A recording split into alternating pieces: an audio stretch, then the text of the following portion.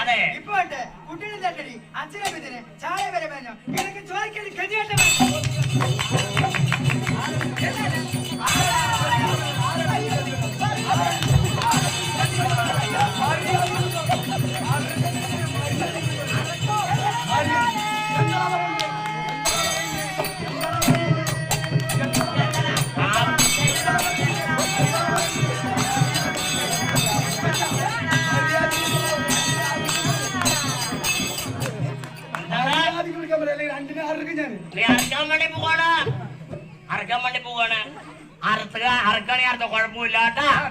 സംഗതി ജീവൻ എന്തായാലും പോകുമല്ലോ ഉറപ്പല്ല. അതെ എനിക്ക് തൊങ്ങനെ വേണ്ട, നാളെ കാര്യന്മാർക്ക് വെച്ചു കൊടുക്കണ്. കാക്കൂർ മതി, കൊടുവാരി നമുക്ക് വേണ്ട. കൊണ്ടുമകൻ നീ എടുത്തോ. അത് ഞാൻ എന്തായാലും കൊടുത്തിട്ടുണ്ട്.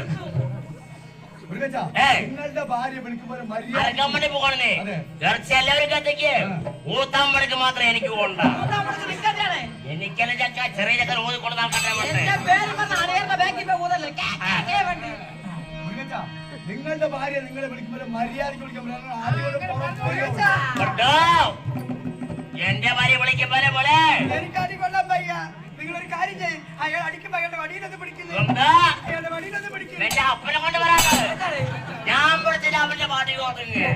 അത് നല്ലൊരു പാട്ടിയും പിന്നെ അവന്റെ നല്ല പാട്ടിയാണത്. ആ ചെറ്റം കട്ടിയോണ്ട് നിന്നു. അല്ല അതിനുള്ള ആറാം വേള കളക്കില്ലേ? അതെ എന്റെ ഭാര്യ വിളിക്കുമ്പോൾ ഇവിടെ നിങ്ങളെ കല്യാണം കഴിച്ചാലോ എന്റെ കുട്ടിയായിരുന്നില്ലേ? ഞാനല്ലേ മുരുകത്തിന്റെ കല്യാണത്തിന് വേണ്ടി 2000 രൂപ വന്നു വീട്ടില്ലേ എന്താണ് പോണം പറയാനത്? കിട്ടിയ കുഴപ്പമില്ല. നാളെ എന്റെ വണ്ടിന്റെ അടവാണ്. നാളെ അന്നെന്റെ അടവ് എപ്പോഴാണ്ടപ്പ തരുന്നത്? എന്റെ അടവ് എപ്പോഴും തരില്ല. അവരെ കൊണ്ട് അടുത്ത പോകാൻ പറ. അടക്കിയേ വേണ്ട. മുരുകത്തിന്റെ കല്യാണം കഴിയുകയും ചെയ്തു. അവിടേക്ക് 2 കുട്ടികളാകുകയും ചെയ്തു. ചോദിച്ചത് 4ാമത്തത് പുകാറായിട്ട് ശബരിമലക്ക് അവിടേക്കായിരുന്നു പോവുള്ളൂ കേട്ടോ. എന്റെ ഭാര്യ വിളിക്കുമ്പോൾ ഇവിടെ നേരം പുറത്തെ കൂലി അങ്ങോട്ട് കൊടുക്കാതെ പറഞ്ഞ ഇവിടെ വളരെ തൂങ്ങ. ഇവിടുന്ന് കിട്ടുന്ന കൊടുത്തിട്ട് ആ കുടുംബം നല്ലതുപോലെ ഈ കാര്യങ്ങൾ ഞാൻ ചോദിക്കാം. 6 മാസക്കാലമേ ഞാനും എന്റെ ഭാര്യ വേർപിരിച്ച് ജീവിച്ചെന്ന് പറഞ്ഞു.